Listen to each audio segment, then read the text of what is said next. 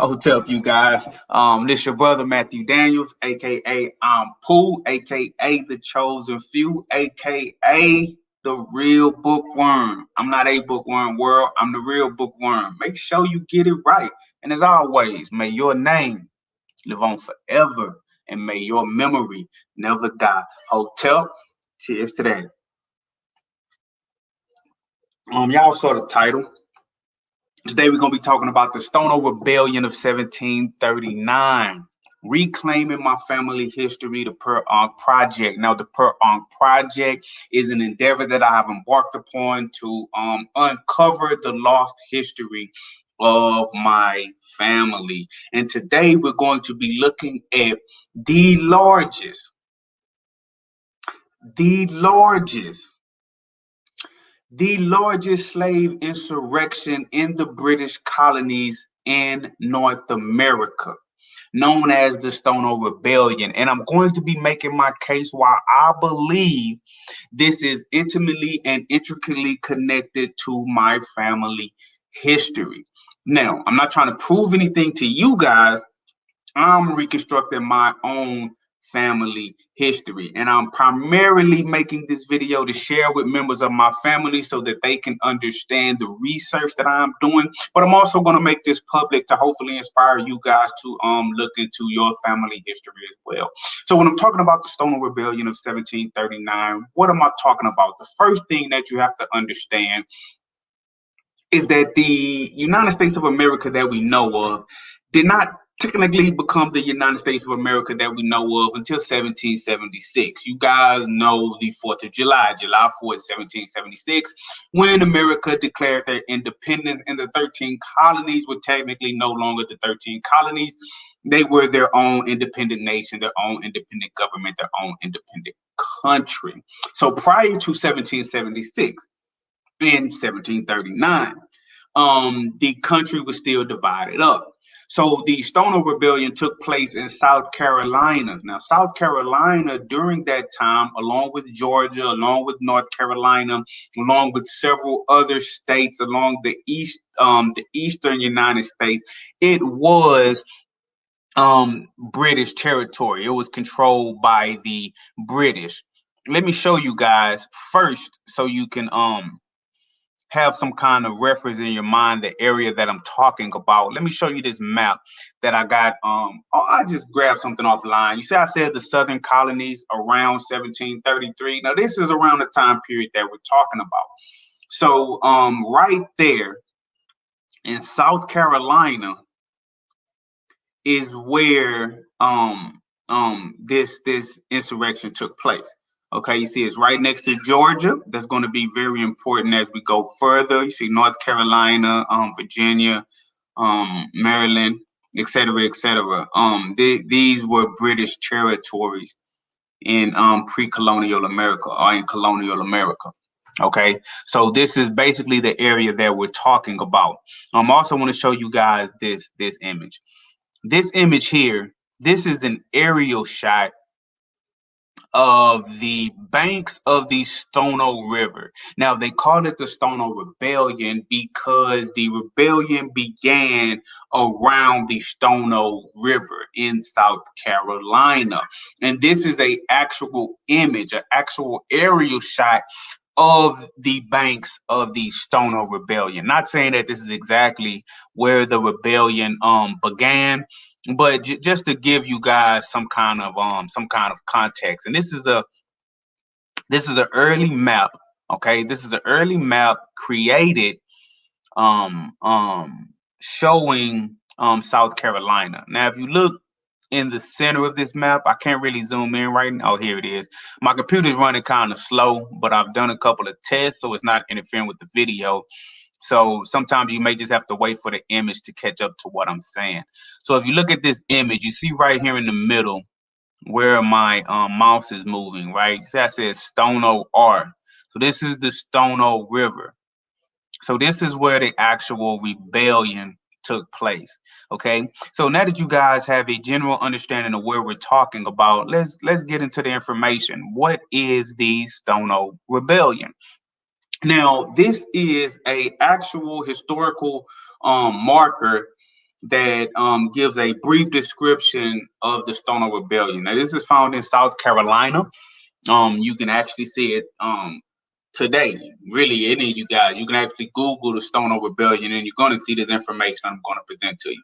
So let's read it together. It says the Stono Rebellion, 1739.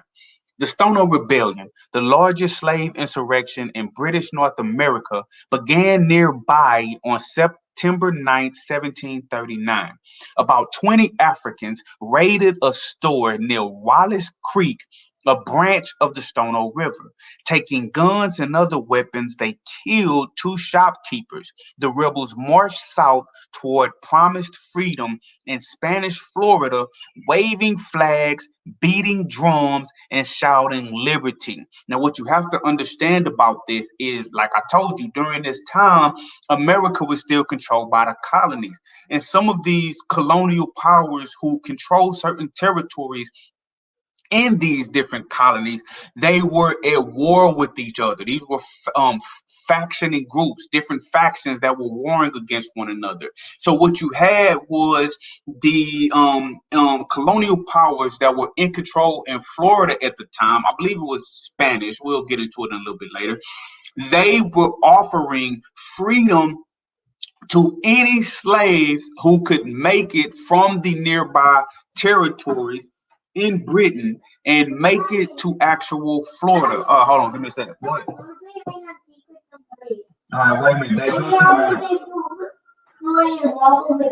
What? All right, well, wait till they get through, okay? Okay, and so these the Africans who were enslaved in these colonies, they got wind of this. And so they knew that if they could only make it to Florida, they could gain their freedom.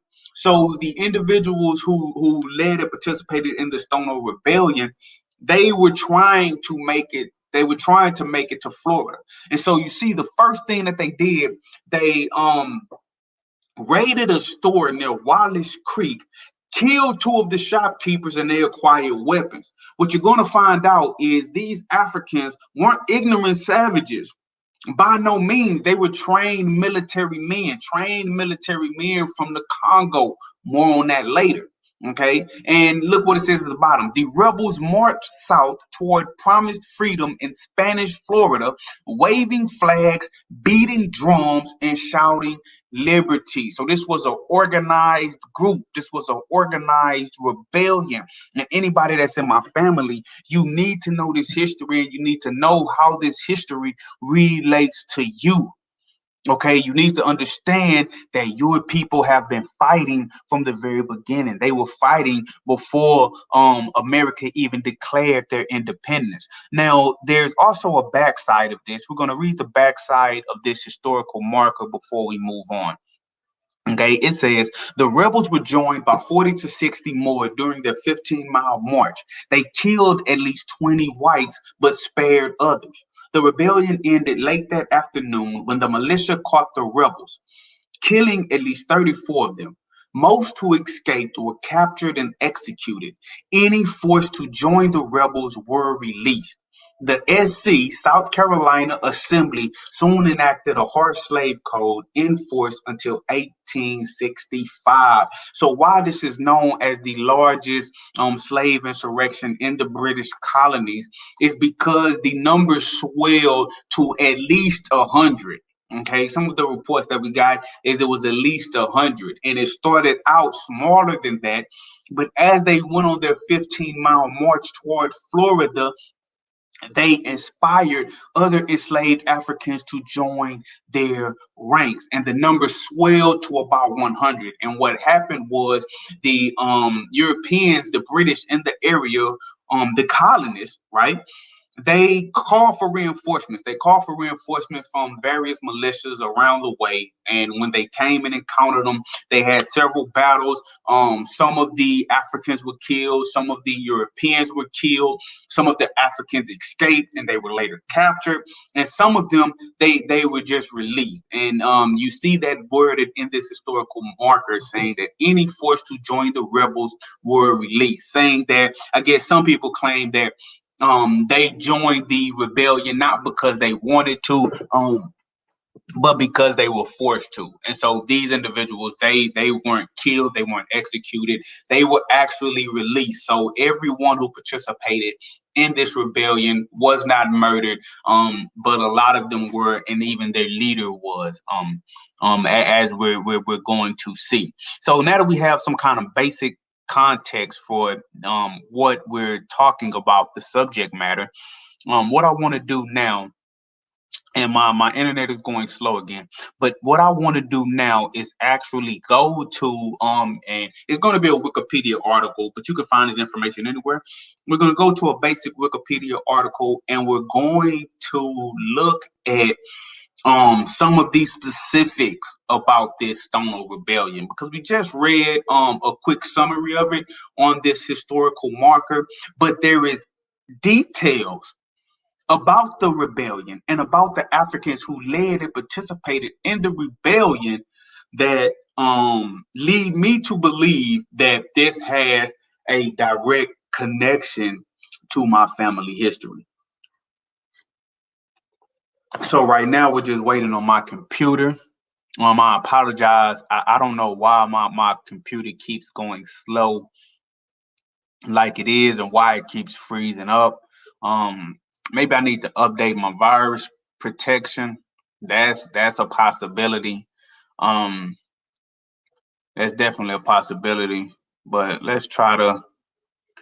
Okay, here we go. All right, let's stop sharing. Okay. All right, so let's go to the article and let's read some of the details about this Stono rebellion. Now, I know some of this may be small, but I'm going to read it for you. Okay, so it says the Stono rebellion, sometimes called Cato's conspiracy or Cato's rebellion, was a slave rebellion that began on September the 9th, 1739, in the colony of South Carolina. It was the largest slave uprising in the British mainland colonies, with 25 colonists and 35 to 50 Africans killed. The uprising was led by native Africans who were likely from the Central African Kingdom of Congo, as some of the rebels spoke Portuguese. Now, that's very important. They said that the uprising was led and initiated by native Africans. By saying that they were native Africans, we know that they were not born on American soil. They were brought from Africa. And they even tell us where they came from. They came from Central Africa in the Kingdom of Congo. Remember that these were Congolese. And they say that they know this based on some of the records that we're going to see in a minute, and based on the fact that they spoke Portuguese. Now, that's important because anybody who does the history of the Kingdom of Congo, the history of the Kingdom of Congo is they came into contact with Europeans in the documented history that we have in around 1491. Okay, some Portuguese traders and missionaries made it to the Kingdom of Congo in around 1491. They began to promote Christianity, Catholicism, the Catholicism branch of Christianity. They began to promote it, and they eventually were able to convert the then king of the Kingdom of Congo. And as the king goes, so does the subjects. We can go into that at a later date. But anyway, as time progressed from around that time, right around 1500, after that, what happened was the Portuguese and the Kingdom of Congo, they were doing a whole lot of trade. And actually, Portuguese individuals started settling in the Congo, and people in the Congo were being sent back to Portugal. They were being sent to Rome. They were being indoctrinated with the Christian religion. They were being made into like priests and bishops, and learning the language and learning the culture so that they could come back and run the churches that were being established in the Congo, basically. And they were doing a whole lot of trade. So when they saw that these individuals were speaking Portuguese, They knew a couple of things. They knew, for one, that they were most likely from the Kingdom of Congo, and they knew that these individuals that led this rebellion, they were intelligent. The average Congolese in the Kingdom of Congo, the Kikongo, that not the Kikongo, the Bak Congo, they all didn't speak Portuguese. So these individuals had to be intimately connected to the trade, to the dealings with the Portuguese, and they had to know something about warfare. These were most likely soldiers, because there was always slavery in the Kingdom of Congo. Okay. And they were doing minor slave trading with the Portuguese. This is just the facts. But when the majority of the slave trade between the Portuguese and the king in the Kingdom of Congo actually took place was around the mid to late 1600s, and some of it spilled into the early 1700s. There was a very, very brutal civil war that took place in the Kingdom of Congo, and you had two houses, the Kimpaza house and the I know I'm probably butchering this. Just, I don't want to give you guys any misinformation. Just know that there were two different houses who were claiming the right to rule. You had the house of this and you had the house of that. And they were warring for the rule in the Congo. And so you would have one king ruling from this house for a certain amount of time. He killed, dethroned, died. And then you would have someone from the other house. They would rule for a certain amount of time. They would be murdered, dethroned, they would die, something like that. And so what eventually happened was, when one of the houses ultimately won out, they began to sell off their enemies into slavery. And you see this happening a lot. An individual would want to get rid of the competition, get rid of his enemies, get rid of the challengers to the throne. And so you saw the armies of the opposing house. You saw those loyal to the opposing house, and even some of those with the quote unquote royal blood of the opposing house being sold off into slavery to the Portuguese. And a lot of these were brought directly to the Americas. Some were sold to the West Indies, and some of them were sold inside of these British colonies. As we can see, that a lot of them were ending up right there in South Carolina. Okay, these were native-born Africans, so they were born in Africa in the Kingdom of Congo, and they were brought to South Carolina, and they were enslaved. Okay, this is all important. Let's continue to read. It says their leader, the leader of the Africans, their leader Jimmy was a literate slave, meaning he could read and write. In some reports, however, he is referred to as Cato, and likely was held by the Cato or Cater family, who lived near the Ashley River and north of the Stono River. He led 20 other enslaved Congolese, who may have been former soldiers, in an armed march south from the Stono River, for which the rebellion is named. They were bound for Spanish Florida.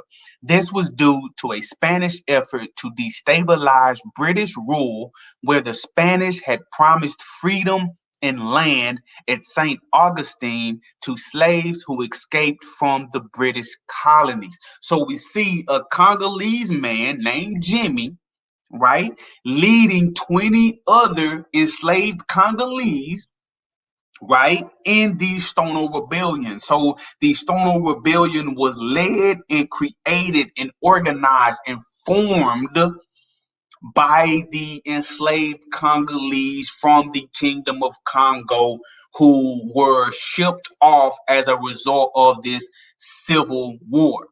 Most likely, right? Sometimes you got to say most likely, because it's hard to prove it absolute facts, but this is the general this is generally what the historians accept happened,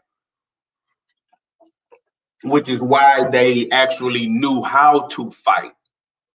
there had been a civil war for decades, a bloody civil war for decades going on in the Kingdom of Congo.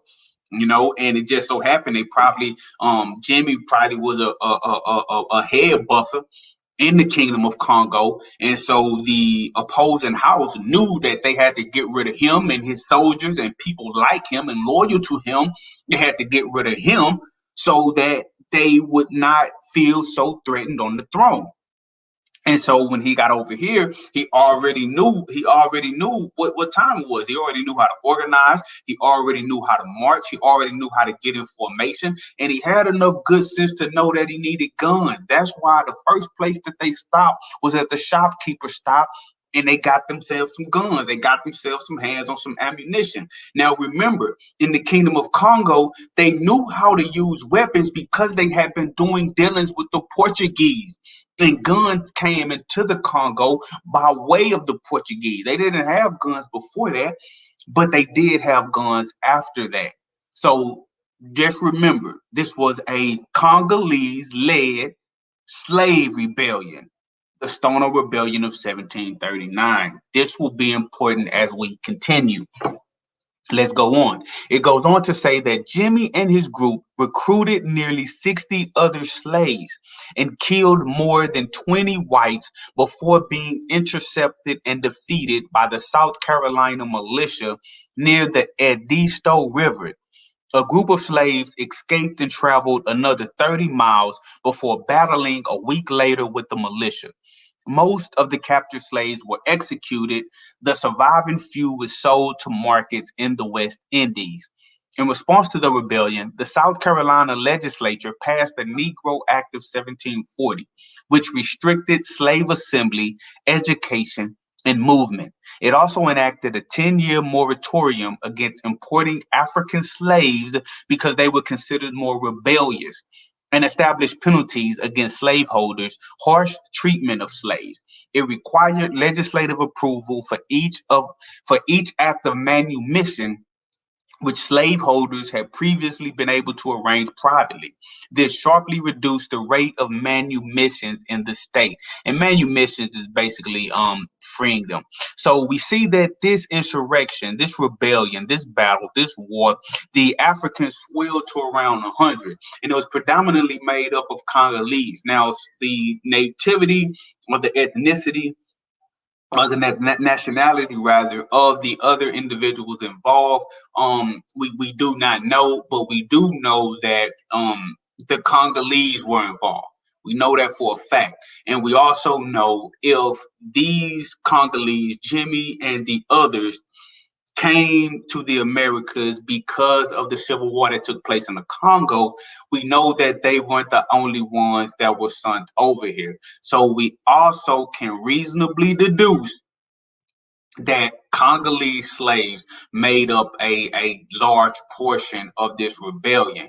And these Congolese enslaved Africans, they had mothers, fathers, sisters, brothers, nieces, nephews, uncles, cousins, etc., etc. And even the ones who were directly involved in the rebellion, all of them weren't even murdered. But let's continue. I already talked about that. Let's go to here. It says the African background. That's going to give you some details about the African background of the people involved in the Stono Rebellion. Jimmy, the leader of the revolt. This is what it says, family. Jimmy, the leader of the revolt, was a literate slave described in an eyewitness account as Angolan. So an eyewitness account described him as an Angolan. Historian John K. Thornton has noted that because of patterns of trade, he was more likely from the Kingdom of Congo in West Central Africa. Now, the Kingdom of Congo in West Central Africa, in its heyday, the borders were extensive. So someone calling him an Angolan, right? Someone calling him an Angolan is just in respects to how large the Kingdom of Congo was. There was a lot of different provinces that were a part of the Kingdom of Congo. Okay. Now he says he was more likely from the Kingdom of Congo in West Central Africa, which had long had relations with Portuguese traders. His cohorts of 20 slaves were also called Angolan and likely also Congolese. The slaves were described as Catholic, and some spoke Portuguese, learned from the traders operating in the Congo Empire at that time. So these individuals were described as Catholics. Why? Because the Portuguese brought Catholicism into the Kingdom of Congo. All signs are pointing to the Kingdom of Congo. It goes on to say the patterns of trade and the fact that the Congo was a Catholic nation point to their origin there. Exactly. The leaders of the Kingdom of Congo have voluntarily converted to Catholicism in 1491. That's what I just told you. Followed by their people. That's what I just told you. By the 18th century, the religion was a fundamental part of its citizens' identity. That's real. The nation had independent relations with Rome. The region had slavery prior to the introduction of Christianity to the royal court of Congo, and it was regulated by the kingdom. Slavery was still practiced as late as 1870s. Portuguese was the language of trade as well as one of the languages of educated people in Congo. Again, Portuguese was the language of trade as well as one of the languages of educated people in Congo. So for these slaves to know Portuguese and to know how to wage war, they weren't just communists, they weren't ignorant savages. Some of these individuals who were taken in the transatlantic slave trade were people of note, people of worth. Some of them had actual royal blood. Some of them were of noble blood, right? In their homeland. And just because they were subjected to slavery on these shores does not take away from who they were. They were people who were made into slaves. And we have to look at who these people were before the transatlantic slave trade. Okay. So these people who led the Stono Rebellion, they weren't people who were enslaved or downtrodden in the Kingdom of Congo. These were powerful people. Understand that. It goes on to say the Portuguese speaking slaves in South Carolina were more likely to have learned by Spanish agents because they could understand one another. They would also have been attracted to the Catholicism of Spanish Florida. In the early 18th century, Congo had been undergoing civil wars, leading to more people being captured and sold into slavery, including trained soldiers. It is likely that Jimmy and his rebel cohort were such military men as they fought hard against the militia when they were caught and were able to kill 20 men. Now, understand, what am I talking about here? I'm talking about reclaiming our family history. What you have to understand is your family has been fighting since they made it to these shores. Now, I know there's going to be somebody watching the video who won't even wait till they finish the video. They're going to say, you have no relation to these people that partook in the Stono Rebellion. And you know what I have to say to a person like that? Shut up. Shut the hell up. Shut the hell up, right? Shut the hell up. People have been trying to dictate the history of African Americans for far too long. And I know me in my personal life, I've had enough of it. I am going to do the work to dig up my own family history. And guess what? I don't need your approval. I don't need your acceptance. I don't need you to agree with me. And I'm going to further show why I stand on the fact that I have a direct relation to these individuals in this rebellion, right? And I have and maybe this is some of the reason why I got the freedom fighter spirit in me. I'm going to go into that right now. I'm just letting you guys know what the Stoner Rebellion is. So just wait until I make the connections. Slow your roll. But what I want my family to understand is I'm going to make the connections on why I'm linking us to the Stono Rebellion, right? Why I'm linking us to these not only fighting men, but noble men, literate men, intelligent men, and women. Okay, and women. I'm using man as in, mankind, not just leaving out the woman. But what we have to stop doing, family, is looking for other people to validate us and looking for other people to tell us our story. Sometimes when you look into history, I want you guys to think about a coin, like a quarter, right? You think about a coin, you think about a quarter. What do you know about a coin? It has two sides, a head and a tails. Now, somebody's going to come along and say, oh, your family has no connection to the Stono Rebellion. That's one side of the coin. That's the tails. And I say our family does have some kind of connection to the Stono Rebellion. That's the heads. You ask them to produce the evidence that we don't have any connection. And the conversation is going to end because they have no evidence to prove that we don't. But I'm going to show you some evidence, even if it's circumstantial. I'm going to show you some evidence to prove that we do. So when you have this coin and you have a heads and you have a tails, right? And you're looking at it from the head side as this, our family has a direct connection to these individuals who led the Stono Rebellion. And somebody on the other side who has no evidence and no stake in our family history is saying that we do not have any kind of direct connection to the Stono Rebellion. Who are you going to listen to? You're going to listen to somebody that you don't even know, somebody that's not even a part of the family, somebody that doesn't even have any evidence of their own. Are you going to let them tell your story? How long are we going to let people tell our story? How long are we going to let people tell our story? Because I'm going to tell you something. The only thing that they're going to ever tell you is that you've never done nothing. You've never been nothing. You never accomplished nothing. You was nothing before you came over here. You were illiterate before you came over here. You were a savage before you came over here. You had no kingdoms before you came over here. You had no language before you came over here. It's all foolishness. It's foolishness and it's lies. And what's beautiful about what I'm doing with the Per Ankh Project is because I'm going to actually work to take you back to the kingdoms that you were a part of. Now, the average African American were mixed with a lot. So there's other stories that I'm going to have to go into, but know this. If you're connected to this family, you're connected to the Stono Rebellion, and I'm going to get into it. Just flow with me. And anybody that's telling you that you're not, forget them, man. Forget them. Look, check this out. Events of the Revolt.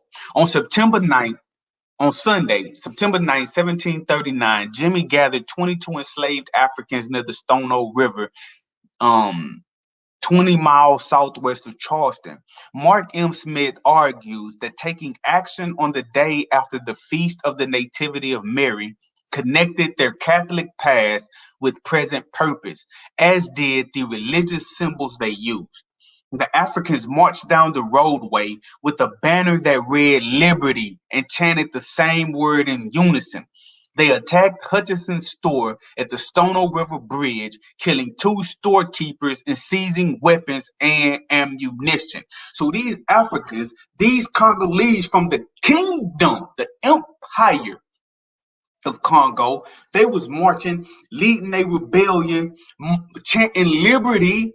This before 1776. This before America was fighting for its own liberty, before its own independence. Your ancestors was putting in that work, right? Putting in that work. Don't let nobody tell you that, oh, we just came over here, we just rolled over and laid down. No, we were subjected to what we were forced to be subjected to. And in order to preserve life, our ancestors were subjected to certain things. But from the minute we came over here, we can go all the way back to 1739, we was putting in work, right? Raising a flag, the slaves proceeded south towards Spanish Florida, a well-known refuge for escapees. On the way, they gathered more recruits, sometimes reluctant ones, for a total of 81. They burned, now listen to this. They burned 6 plantations and killed 23 to 28 whites along the way. While on horseback, South Carolina's Lieutenant Governor William Bull and 5 of his friends came across the group. They quickly went off to warn other slaveholders. Now look, on the way they burned 6 plantations, right? They tell you about how you was on the plantation and you worked on the plantation. In every movie they show you, you getting beat on the plantation, you being subjected on the plantation. But guess what your ancestors did, family? They burned 6 of them to the ground while they was on their way marching for freedom. And not only marching, they weren't just holding signs and protesting and talking. They was putting in that work and they was taking off heads. And look, they say when South Carolina's Lieutenant Governor William Bull and his 5 friends came across the group, they didn't immediately put in no work. They ran to go get bag up. They ran to go get help so they could even out the numbers. Right? So they wanted enough artillery to fight, and they wanted the numbers to try to win. Now, an individual to say, well, you know what, that's smart, but guess what your ancestors did? They were outnumbered, they were outgunned, and they still put in that work. And when South Carolina's Lieutenant Governor William Bull, when he was outmanned and outgunned, what he do? He ran. He ran. Yeah, now they ultimately won. I can't change history. I can't change history. But when they were outmanned and outgunned, they tucked their tail, man. They tucked their tail. And when your ancestors was outmanned and outgunned, they kept fighting. There's so many different rebellion and slave revolt stories that scattered across this nation. It's ridiculous. When they were outmanned and outgunned, they kept putting in that work. This guy, William Bull, he tucked tail and ran. He went to go get help. Why don't go get no help? You put in that work where you at. You put in that work. Coward. Coward. Let me see where I'm at, man. Yeah, anyway.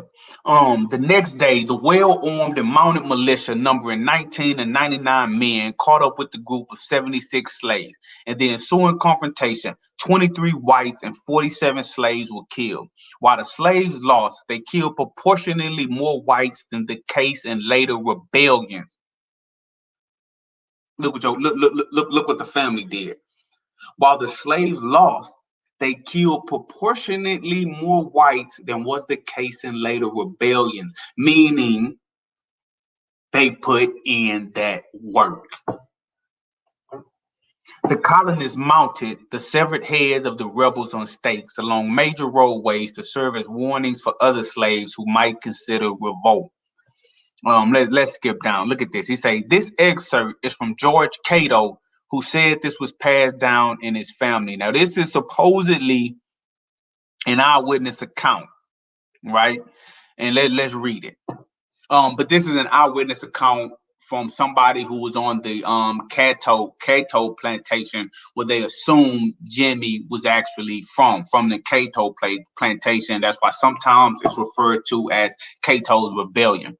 Okay, so the supposed eyewitness account says, I reckon it was hot because in less than 2 days, 21 white men, women, and children, and 44 Negroes were slain. They weren't just Negroes, they were Congolese. My granddaddy said that in the woods and at Stono, where the war started, the eyewitness calls it a war. It ain't just a rebellion, a revolt, insurrection, the war. The war is what the eyewitness said. The eyewitness European, right? And they use terminology when they describe history to put your mind in a particular mind frame. When you say revolt, insurrection, rebellion, you automatically equate the people fighting, the Africans fighting, as slaves, not as Congolese. But if you say war, you're going to think about 2 nations. You're going to think about 2 equal powers putting in that work on the battlefield. One win, one lose. But it's mano, we mano. You know, you win, lose, or draw, but you got out there. So pay attention to the words, right? My granddaddy say that in the woods and at Stono, where the war started, there was more than 100 Negroes in line. Now, these later accounts, they want to tell you, oh, it was 81, oh, it was 90, oh, it was at most, it was 100. Now, I know some of these numbers probably have to be an approximation, an approximate number. But when we look back into the eyewitness account that was passed down in the actual Cato family, where they say the leader was from somebody who actually participated in this, he say when the war started, there was more than 100 Negroes in line. They were in formation. These were soldiers, literate soldiers who could already read and write, and who could speak multiple languages because they spoke Portuguese. Come on, family. You gotta realize what stock you descend from. You have to realize what stock you descend from. That's what the Per Ankh Project all about. You know, when the militia come in sight of them at Kambahi Swamp, the drinking, dancing Negroes scatter in the brush, and only 44 stand their ground. So hey, history is what it is. When the militia showed up, they were celebrating because they had already put in that work and put in some pain and made a couple of individuals run.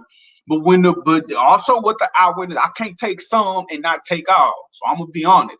They say when they saw the militia show up, well on, a lot of people ran. They ran off. I can't defend that. They ran off. But they say at least 44 of them stood their ground. Them Congolese soldiers, they'd already been going to war. It gotta be in that 44 the people that started it. It gotta be the people that started. They stood their ground. Those were the ones that died. But then you have some who they partook. They helped burn down some of them plantations. But when they saw them, they ran.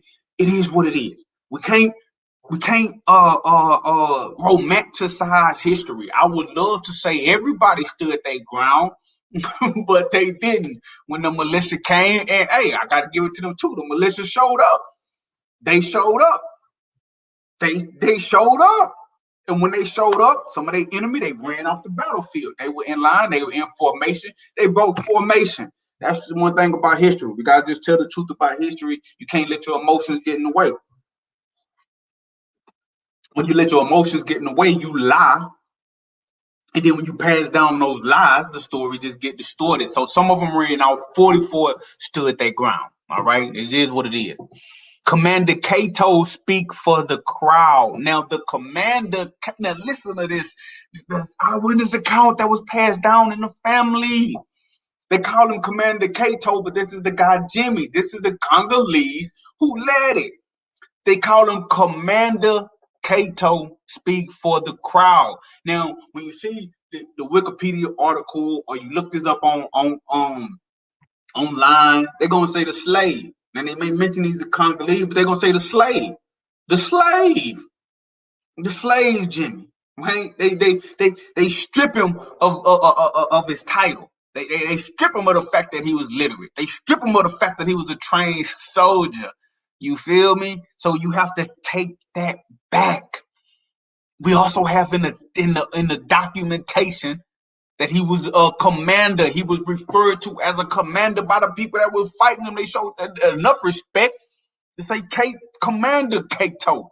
So this Congolese, he was a commander. He was a commander of men and women. This was a stand-up guy. Commander Cato speak for the crowd. He say, this is what he said: we don't like slavery. We start to join the Spanish in Florida. We surrender, but we not whipped yet, and we is not converted. The other 43 say amen. They was taken unarmed and hanged by the militia. So basically, when the war was over, when it was all over, he basically stood up for him. He said, man, look, this is what it's all about. Hey, I'm not feeling this. I'm not feeling this slavery stuff, bro. Remember, there was already slavery going on in the Congo, but everybody understand that chattel slavery in the colonies and in America was a whole nother beast. So a lot of them Congolese, they was like, oh no, I ain't with this. He's like, bro, we don't like slavery, man. We on our way to Florida. We on our way for that freedom. Now y'all beat us. Y'all beat us on the battlefield. It is what it is. Say we surrender, you know, but we not whipped yet. We not whipped. It ain't over, you know, and we is not converted. I don't 100% understand what that means. You know, I guess he was saying that, but we not no goddamn slaves. We gonna surrender, but you ain't beat the fight out of us. We ain't gonna give up. We trying to get to Florida. We ain't going back into slavery. So you just gotta do what you gotta do with us, right? And the other 43, they said, "Amen. Let it be so." We agree with him. We're not going back into slavery. You gonna kill us, kill us. You know, we done lost. You feel me? You know, you got us. Our people done ran off on us. We unarmed. You know, so you're gonna kill us, but you're not putting us back on the plantation. We not going. We just not going back on the plantation. You feel me? And that's that spirit that my family got. We just like, hey, no, I'm not. You know, I'm not going back to that. I'm not doing that again. I'm not doing that again, Playboy. You feel me? So either you gonna kill me here or you gonna let me get to Florida. And they killed him. You know, you can't change. I can't change history. So look at this, family. The aftermath. Over the next 2 years, slave uprisings occurred independently in Georgia and South Carolina. Colonial officials believe these were inspired by the Stono Rebellion, but historians think the increasingly harsh conditions of slavery since the beginning of the 18th century under the rice and cotton cultures were sufficient cause. Basically saying that there was some more uprisings in the area, and people, the colonial officials believed that this was inspired by the Stono Rebellion, but later historians say, oh no, they weren't inspired by that. They just rose up on their own. They don't want you to know that individual enslaved Africans in different areas, they knew what was going on. They heard things by word of mouth, and they were inspired by the fight that their brothers and sisters showed in other areas, and they were inspired to fight themselves. It's just like right now today, family, like you see on the news, when riots pop off in multiple areas. Sometimes you see a riot in one state, in one city, and when people see that, they're inspired, and they boom, a riot or a march or protest, it sparks in another area. And they'll try to tell you, oh, but it sparked in the other. It's like saying, oh, it sparked in the other area only because of what was going on in that area. And they don't want you to realize that, no, yeah, it was stuff going on in that area, but they were inspired by what was going on over here. So sometimes just by you standing up and showing strength yourself, you can inspire others to show strength. That's what you have to get from this, right? And so he says, planners decided to develop a slave population who were native born, believing the workers were more content if they grew up enslaved. Basically saying that because that slave insurrection, that war led by the Congolese, right? They handled so much business that the plantation owners in South Carolina and in other parts of the British colonies, they was like, oh, wait a minute. These native Africans, they too much to handle. We bring them over here. They know what it's like to be free. They're intelligent. They're literate. They know their history. They are connected to their past. They know who they are. So it's harder to convince them that they are nothing but a slave. They know that they are somebody. So they want people who are born enslaved so that they can teach them from a child that you're nothing. You're a slave. This is all you've ever been. This is all you will ever be.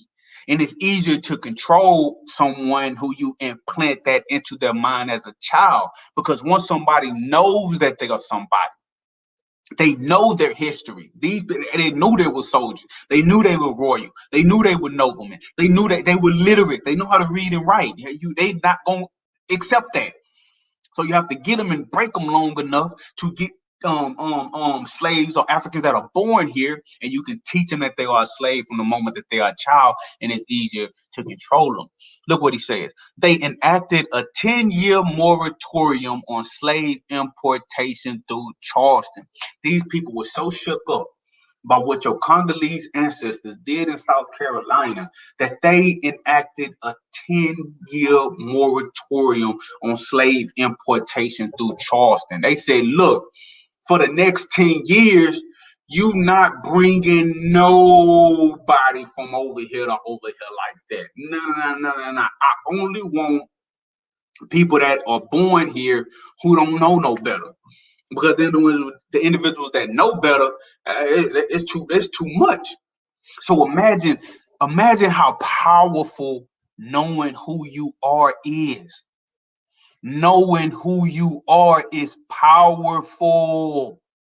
And a person subjects you. It's more easily to subject someone who does not know who they are. That's why this project is so important, family. You have to remember.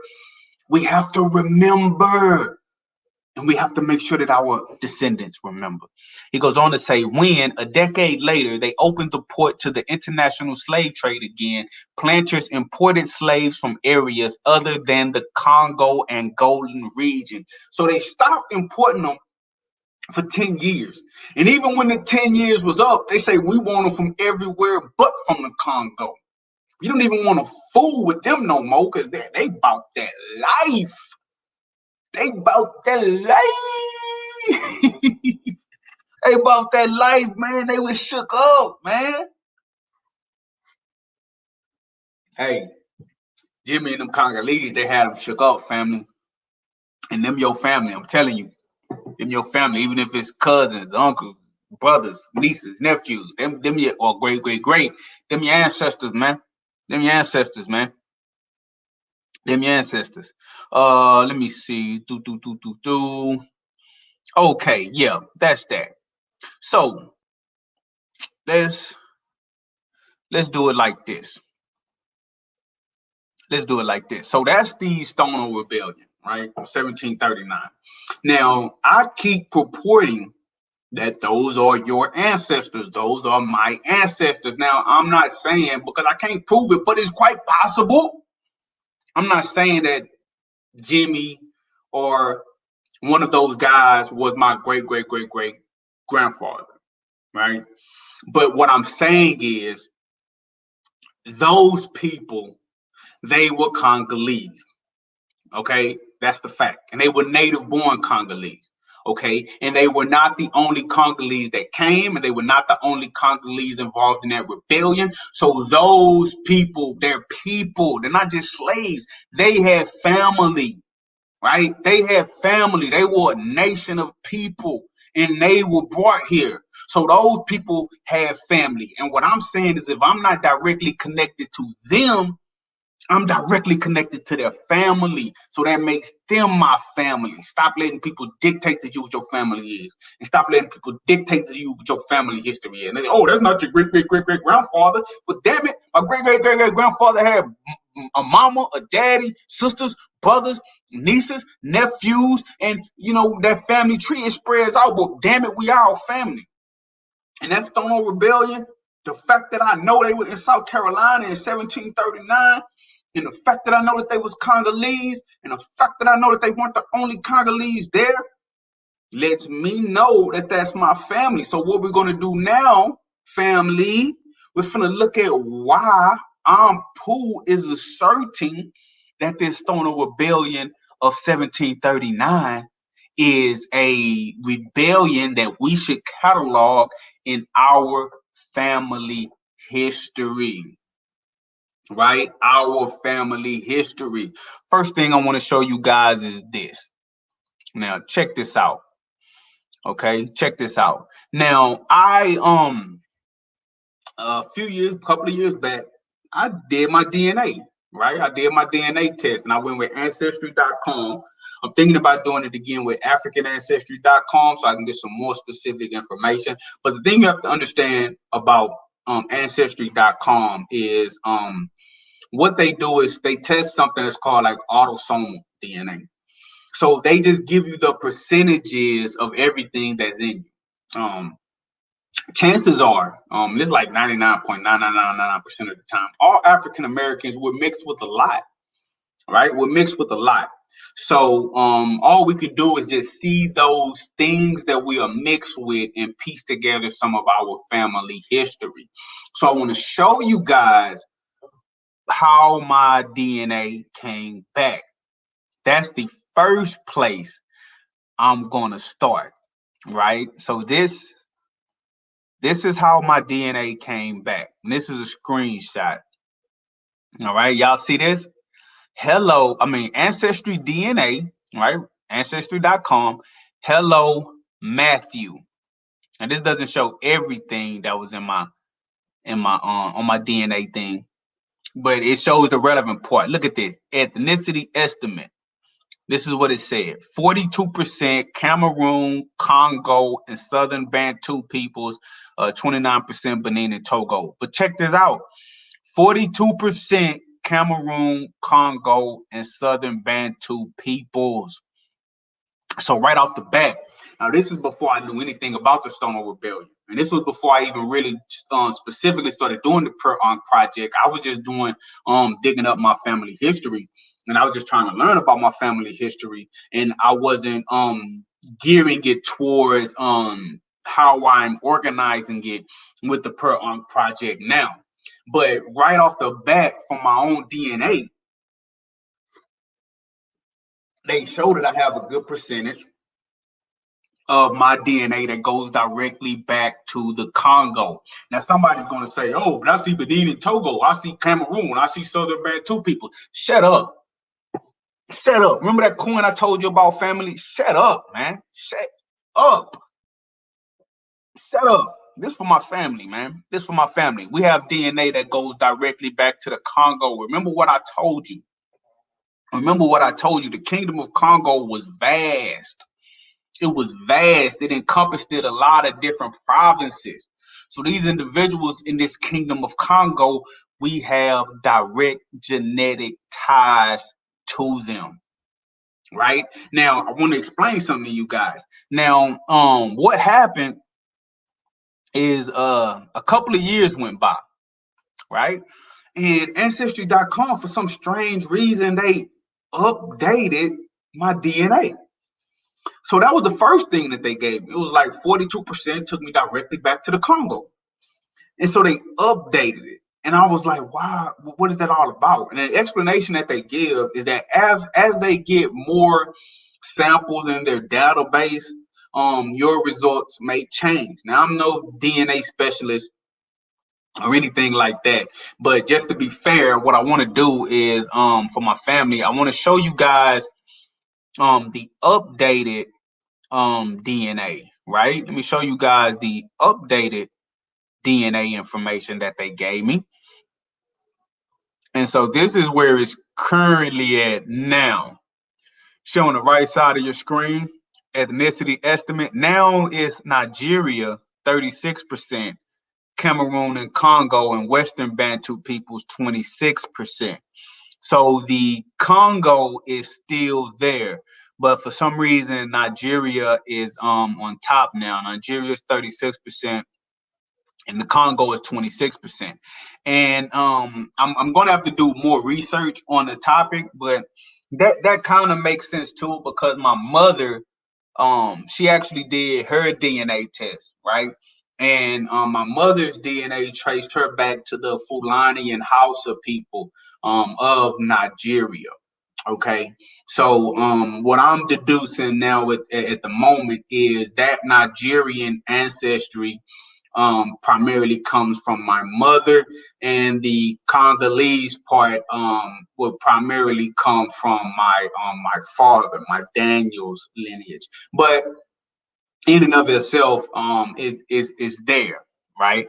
So we see off the top, we see the genetic connection, right? We see the genetic connection to the Congo. And remember, the individuals who partook in the Stono Rebellion, they were from the Congo. They were Congolese. Now get this, family. They were in South Carolina. Watch this. They were in South Carolina. Okay. That's where the Stono Rebellion took place. Now remember this, what I showed you. Now I want y'all to think about something. See South Carolina, right? And you see Georgia right next to it. You see Georgia right next to it. Okay. Why am I pointing out the close proximity of South Carolina and Georgia? Why am I doing that? I'll tell you why I'm doing that, family. If we look at this article, right? New Georgia Encyclopedia, okay? Slavery in colonial Georgia. You may not be able to see this, and I can't really zoom in when I'm sharing my screen like this, but I'm going to read it to you. Listen to what it says. Between 1735 and 1750, Georgia was unique among Britain's American colonies as it was the only one to attempt to prohibit black slavery as a matter of public policy. The decision to ban slavery was made by the founders of Georgia, the trustees. So during the time of the Stono Rebellion, Georgia was a British colony, but they were still against slavery. Well, they weren't against slavery, but they didn't have slavery in colonial Georgia. And it wasn't because they didn't like it. It was more so because they thought that they could create a thriving economy, giving jobs to Europeans. And they felt like they could give jobs to Europeans and they could create a thriving economy without using slavery. So what you notice in the history of Georgia, okay, is after the Stono Rebellion is when slavery got on and popping in Georgia. Okay. In this article, we're going to just scroll down now. You know, it was some people in colonial Georgia that was for slavery. It was some that were against slavery. And basically what this article is telling us is that they were going back and forth, back and forth, back and forth on the topic. So look, here's a section that says slavery permitted. So finally, slavery is permitted in Georgia. Let's look at what it tells us. The lifting of the trustees' ban opened the way for Carolina planters to fulfill the dream of expanding their slave-based rice economy into the Georgia Low Country. The planters and the people they enslaved flooded into Georgia and soon dominated the colony's government. In 1755, they replaced the slave code agreed to by the trustees with one that was virtually identical to South Carolina's. This code was amended in 1765 and again in 1770. So when slavery became permitted in colonial Georgia, where did these slaves come from? They came from South Carolina. One of the major proponents of slavery in Georgia were the planters in South Carolina because they wanted to expand their interests. Anybody who wants to make more money wants to expand their interests. So the South Carolina planters were influencing politics in Georgia to get the Georgia trustees to lift the ban on slavery so that they could move in on this Georgia territory and make more money. So after the Stono Rebellion, what happened? Several years after that, Georgia opened its doors to slavery, and who came in? The planters in South Carolina came in, and they brought their slaves with them. So the same slaves who were enslaved in South Carolina became enslaved in Georgia, flat out. It goes on to say the South Carolinian migrants enjoyed a significant wealth advantage over the original settlers of Georgia. They quickly established socioeconomic structures and relationships that were nearly identical to those they had known in their own colony. Within 20 years, some 60 planters who owned roughly half the colony's rapidly increasing enslaved population dominated the apex of low country Georgia's rice economy. So within 20 years, you had 60 planters who were originally from South Carolina, who came into Georgia with their conceptualizations of slavery, and slaves that were imported from South Carolina into Georgia, dominating the slave trade in Georgia. Okay. And remember, we already know that there were a lot of Congolese enslaved in South Carolina, and the family, the other Congolese who participated or who were related to the ones who participated in the Stono Rebellion were in South Carolina. And these individuals, or a segment of them, were relocated into Georgia. So why is that important, family? Why, why, why? I want to draw your attention to this census record from 1880. Okay. Now, on this census record of 1880, we have here Thomas Daniels. Now, I'm not going to go through all of my family lineage. I've done it on another video. But you have Thomas Daniels here on the 1880 census. Now, Thomas Daniels was born in 1848. So he was born in the first half of the 1800s.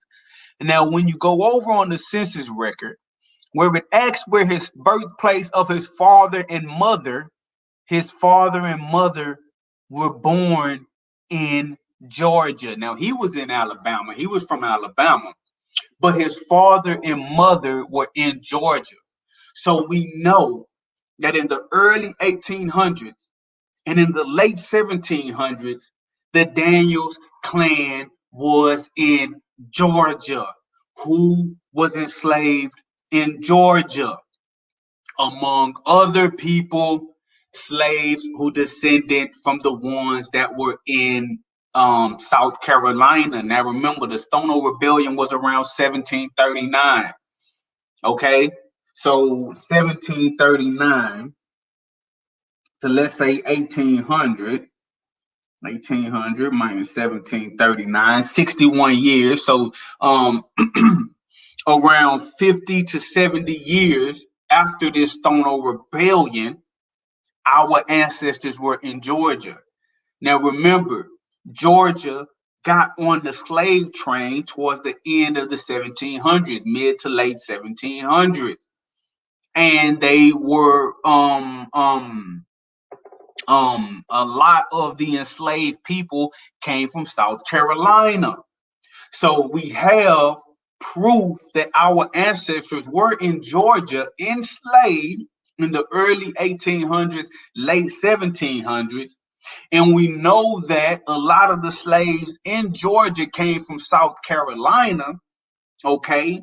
And when I showed you guys my DNA, it showed you that we had a genetic link to the Congo. So if we have a genetic link to the Congo, and and we have our ancestors documented in Georgia, right? And we know that in Georgia, the individuals that came from the Congo came from the area of South Carolina, because remember, they stopped importing slaves from the Congo after the Stono Rebellion. They weren't bringing any more native Congolese into South Carolina. So the only ones who were in South Carolina, who were from the Congo after the Stono Rebellion, were descendants of the Congolese who were already there. So if there is Congolese in South Carolina that are related to the individuals who partook in the Stono Rebellion, and then Congolese from South Carolina who are related to the individuals who took part in the Stono Rebellion ends up in Georgia, and we see the Daniels clan in Georgia around that time. And when we test our DNA, we see we have a genetic link to the Congo. It's not 100% verification, but it's enough for me. And it should be enough for you as well. And if anybody tells you that it's not enough, ask them what kind of evidence do they have to show that the individuals in the Stono Rebellion aren't related to us. And get this, family, I want to show you guys something. Watch this. We're going to go back to my DNA. Now, look at ethnicity estimate, right? See, I said Nigeria, Cameroon, Congo, Benin, Togo. Look what's next. England and Northwest Europe, 10%. Why is that important? England and Northwest Europe, 10%. Why is that important? England and Northwest Europe is Britain. It's the British Isles, right? Most African Americans are mixed with something. It's the British Isles, family, showing that not only is our DNA connected to the Congo, and my DNA is connected to Nigeria via my mother, but it's also connected to Britain. Why is that important? Because remember what I showed you guys earlier, family. This was all part of the British colonies. This was all part of the British colonies, family. So I'm telling you, those individuals who partook in the Stono Rebellion, those individuals who partook in the Stono Rebellion, those are our people, right? And anybody that's saying that they're not, shut the hell up. Shut the hell up. The most significant slave uprising that took place in colonial America was the Stono Rebellion in South Carolina of 1739, reclaiming our family history. The Per Ankh Project. Know that you are a warrior. Know that you are a fighter. Know that many of us came over here, we were literate. We were speaking multiple languages. And we came from the courts. Remember, it was a civil war going on in the Congo. Okay, and so many of the people that were sold off were people that could contest the throne of the ultimately the winning house, the house that won the throne. So there were royals that were enslaved. There were nobles that were enslaved. There were members of the family and the household of the royal. There were people with noble blood. There were generals. There were commanders. There were warriors. There were teachers. There were doctors. There were blacksmiths. There were inventors. They weren't just slaves. They weren't just ignorant savages. And that's why you had the reaction that you had when they were brought onto these shores. And then at some point, their descendants forgot who they were. And so it is incumbent upon us to remember and to reconnect. Thank you all for watching. Let me wind this thing down. If you would like to support, right, anybody that would like to support me or support the Per Ankh Project, I am a self-published author, right? Now I'm going to put all of this inside of the descriptions. You can purchase one of my books at Suicide Note at Amazon.com or BarnesandNobles.com. I have the paperback version and the ebook version. Now, if you look into the descriptions, you will see it. And you will see a synopsis, a summary, a description about what the book is about. I would like it if you purchase that book, order that book. Anything will help. Some of this stuff, it does cost money when you're doing this DNA research, when you're trying to purchase documents, when you're looking things up. It takes time and sometimes it takes money. So I don't really like asking for donations, but you can purchase my book and that would help. I also have another book called Thicker Than Water. It's available on Amazon.com and BarnesandNobles.com as well. And it's also in paperback form and in ebook form. Okay. And the link is in the descriptions for Thicker Than Water as well. And we also have Big Game Hunting. Okay, Big Game Hunting. You can go and look and read the summaries and purchase the one that you think you would like the most. Or you can purchase all three. The ebook version is just 99 cents for Thicker Than Water, 99 cents for Suicide Note, and it's only $1.99 for Big Game Hunting. The paperbacks, however, is $10 for Big Game Hunting. It's $17 for Thicker Than Water, and it's $15 for Suicide Note. And if you would like to help me with this project, if you're one of my family members and you have information that you can provide, email me at MatthewDaniels720@yahoo.com. That's MatthewDaniels720@yahoo.com. Reach out to me. Even if you're not my family, if you want to reach out to me, send me an email. If there are things if something that I said you can shed more light on, I would like to hear from you guys, Definitely. So let me get out of here and look back at you guys one more time before I go. Okay, so yeah, so this is the Stono Rebellion of 1739, reclaiming our family history, the Per Ankh Project. Understand this: for one, our DNA directly connects us to the Kingdom of Congo. Okay, without a doubt, right? We know that in the early 1800s, late 1700s, our family was in Georgia. Wait a minute. Tell bro, turn it on. Um, we know that they were in Georgia, right? We know that any enslaved African with Congolese ancestry, okay, came from that area of South Carolina, and they were there around the time of the Stono Rebellion. And these people came not as slaves. They were members of a kingdom, members of an empire. They were related to one another. Not saying that everybody was brothers and sisters. Your concept of family, you have to broaden it. Everybody wasn't brothers and sisters. Like I said, I got cousins and great and second and third and fourth cousins. We're still family. And especially if these people came from the same nation, it was definitely family. And it's a good possibility that there were some blood families in there because it was house against house fighting. Right? It was families against families fighting. And the one that won sold a lot of the other ones off into slavery. So a lot of the people that came, they were actually blood related. It just is what it is.